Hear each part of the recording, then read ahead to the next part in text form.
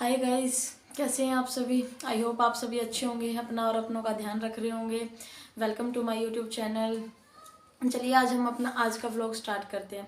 आज ना गाइस मैंने ऐसा कुछ रिकॉर्ड नहीं किया है, मतलब डेली रूटीन वाला ऐसा कोई सीन नहीं है। आज मैं सिर्फ आपको दीपांशु के बारे में डिटेल से बताने वाली हूँ कि दीपांशु को क्या प्रॉब्लम है, उसको क्या हुआ था। एक्चुअली ना गाइज, जब मैं प्रेग्नेंट थी तो मेरी प्रेगनेंसी बिल्कुल अच्छी थी, बहुत ही ज़्यादा हेल्दी थी, सब कुछ एकदम परफेक्ट था, अच्छे से जा रहा था। बट डिलीवरी टाइम पे पता नहीं क्या हुआ, बाय लक मान लो, कुछ भी मान लो, उस चीज़ को हम अब रिपीट नहीं कर सकते, उस टाइम को दोहरा नहीं सकते। तो मैं आपको वही बताने वाली हूँ अभी। बर्थ टाइम पे ना एक्चुअली क्या हुआ था, दीपांशु, डॉक्टर ने बोला था कि दीपांशु नॉर्मल हो जाएगा, मतलब नॉर्मल डिलीवरी हो जाएगी।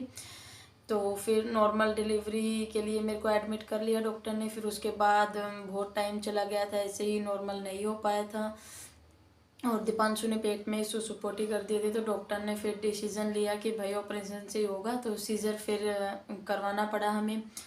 तो दीपांशु सिजेरियन हुआ, बट उसके बावजूद भी क्या हुआ, उसके लंग्स में ना गंदा पानी चला गया। जिस लिक्विड में बेबी रहता है ना मम्मा की टमी में, वो वाला लिक्विड उसके पेट में चला गया, मुंह में चला गया, मतलब तो फेफड़ों में भर गया वो। उसको ऑक्सीजन नहीं मिल पाई। ऑक्सीजन ना मिलने की वजह से उसके मतलब ब्रेन को भी ऑक्सीजन नहीं मिली ना, लंग्स में जाके तो ब्रेन तक ऑक्सीजन पहुंच पाती ना।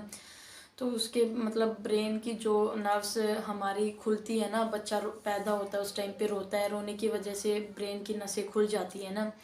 तो फिर बच्चा मतलब सारी हरकतें करने स्टार्ट कर देता है। तो उस टाइम पे वही हुआ, दीपांशु रोया नहीं, उसके लंग्स में पानी भर गया और उसके दिमाग तक वो ऑक्सीजन पहुंच नहीं पाई। उसके बाद डिलीवरी के तुरंत बाद ही उसको हॉस्पिटलाइज किया गया, वेंटिलेटर पे रखा उसको 1 महीने के लिए। लेकिन डिस्चार्ज तो डॉक्टर ने कर दिया, लेकिन उसके बावजूद भी दीपांशु रिकवर नहीं कर पाया। दीपांशु शायद 23 पता नहीं 24 डेज के बाद रोया था। बर्थ के 24 डेज बाद ही रोया था दीपांशु, तब तक तो रोया भी नहीं था। तो उसी की वजह से उसकी ब्रेन ना मतलब बहुत ज़्यादा हेमरेज हो चुकी है उसके ब्रेन में, जो अभी मतलब वो रिकवर नहीं कर पाया है। अभी वो 1 मार्च को 5 साल का हो जाएगा, बट वो अभी तक उस चीज़ को रिकवर नहीं कर पाई है उसकी बॉडी।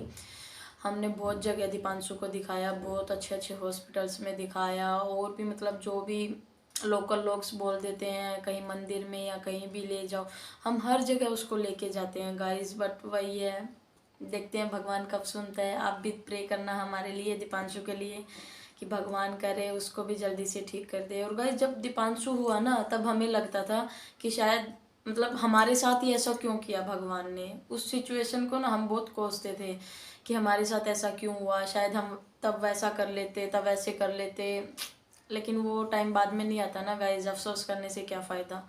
जो किस्मत में लिखा होता है वही होता है। भगवान ने पहले से ही सब कुछ प्री प्लान कर रखा है, हमारे बोलने से कुछ नहीं होगा। हम सिर्फ मेहनत कर सकते हैं, और वही आज तक हम दीपांशु के ऊपर कर रहे हैं, और खुशी खुशी कर रहे हैं। हम यही सोच रहे हैं कि धीरे धीरे दीपांशु में थोड़ा बहुत भी, हल्का भी, 19-20 भी अगर रिकवरी होती है तो हमें कितना कितना सुकून मिलता है, कितने हम खुश होते हैं। यही सोच के कि एक होप जगती है ना माँ बाप के अंदर, पेरेंट्स के अंदर, कि भाई बच्चे में चलो थोड़ा बहुत रिकवरी हो रही है, हो जाएगा, धीरे धीरे ठीक हो जाएगा। उसको ना गाइज एक और प्रॉब्लम है, उसको ना सीजर्स आते हैं, दौरे आते हैं, लेकिन वो इतने ना खतरनाक वाले दौरे नहीं आते हैं दीपांशु को। दीपांशु के जो दौरे हैं ना वो बिल्कुल माइल्ड से हैं, हल्के फुल्के से, जैसे हमें करंट का झटका लग जाता है ना, कि जैसे बिजली का झटका लग जाता है हल्का सा, तो पूरी बॉडी में सनसनाहट होती है ना, उस टाइप का उसके हल्के हल्के दौरे आते हैं उसको। तो उसी के लिए उसकी एलोपैथी की मेडिसिन चल रही हैं, उसको तो हम छोड़ ही नहीं सकते, बर्थ टाइम से चल रही हैं। उनको तो बोलते हैं डॉक्टर कि वो मतलब उसके लास्ट टाइम तक ही चलेंगी, उसको आप बीच में छोड़ नहीं सकते हो। और जो मैं आपको बताने वाली थी, नए साल पे हमें जो एक बहुत बड़ी गुड न्यूज़ मिली है वो यही है। एक ना देहरादून में, अगर आपको किसी को पता हो तो आप बताना कमेंट बॉक्स में ज़रूर लिख के हमें। देहरादून में ना एक बुद्धा टेम्पल है, बहुत पुराना है, पता ही होगा आप लोगों को। तो उसके अंदर ना एक तिब्बती डॉक्टर बैठते हैं जो होम्योपैथी की दवाइयाँ देते हैं सीजर्स के लिए। हमें वहाँ का बहुत दिनों से हम ट्राई कर रहे थे एड्रेस ढूंढने की, दोबारा उनके डॉक्टर के साथ कांटेक्ट करने की, बट हमारा कांटेक्ट हो नहीं पा रहा था। बिकॉज़ क्या हुआ ना, हम वहाँ गए थे 2-2 ढाई साल पहले गए थे, हम देहरादून उस डॉक्टर के पास, तब उन्होंने बोला था कि मतलब बिल्कुल ख़त्म तो नहीं हो सकते सीजर्स, जो मैं मेडिसिन दूंगा उनसे बिल्कुल ख़त्म नहीं होंगे। उन्होंने मतलब हमें झूठी होप नहीं दी कि मैं ये कर दूंगा वो कर दूंगा, नहीं, बिल्कुल जेन्युइन आंसर था उनका कि देखो प्रॉपर ठीक नहीं हो सकते, जो जन्म से जो बर्थ टाइम की जो प्रॉब्लम होती है ना वो प्रॉपरली क्योर नहीं हो सकती, किसी भी चीज़ से नहीं हो सकती, उसको कंट्रोल किया जा सकता है। तो वो बोले जो एलोपैथी जो मेडिसिन काम कर रही है वो भी तो कंट्रोल ही कर रही है ना, उन्होंने कौन सा ख़त्म कर दिया सीजर्स को, नहीं कर पाई है ना।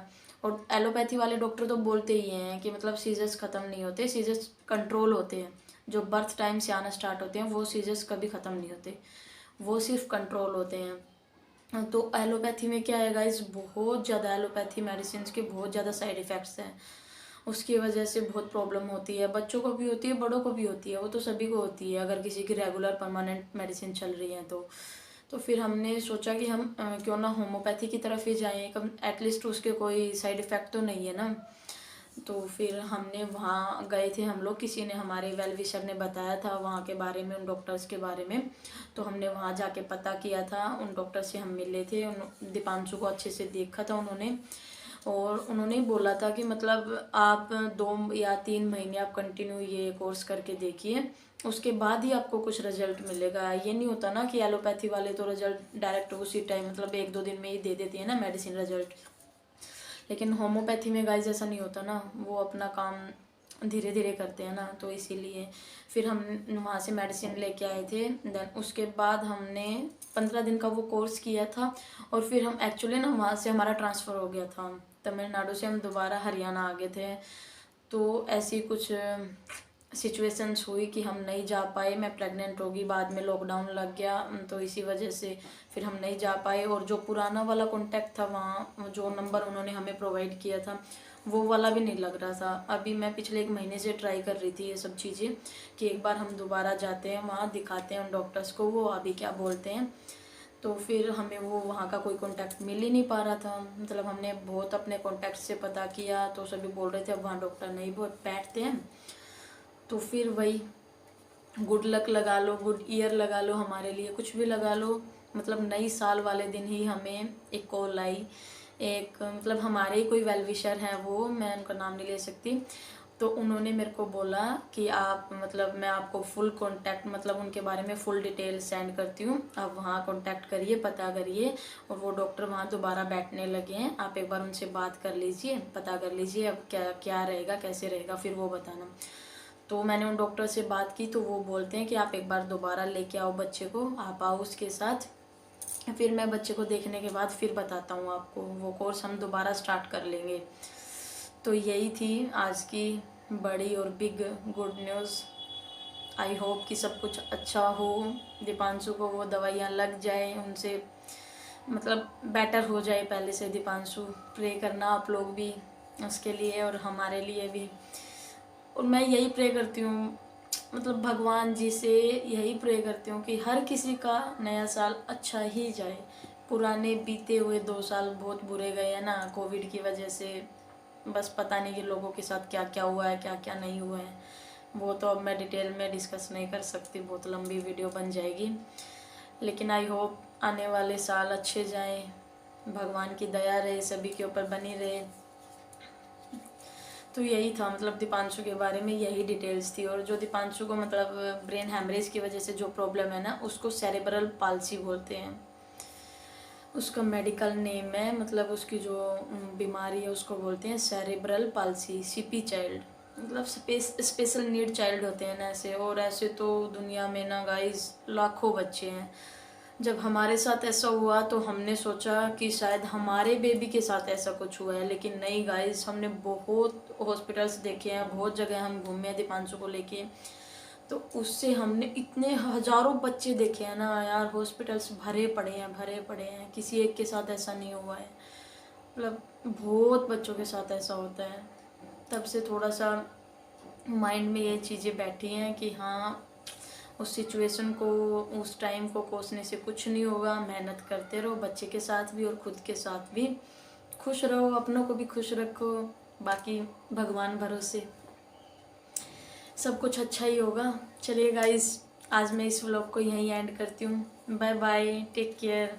ख्याल रखना अपना भी और अपनों का भी।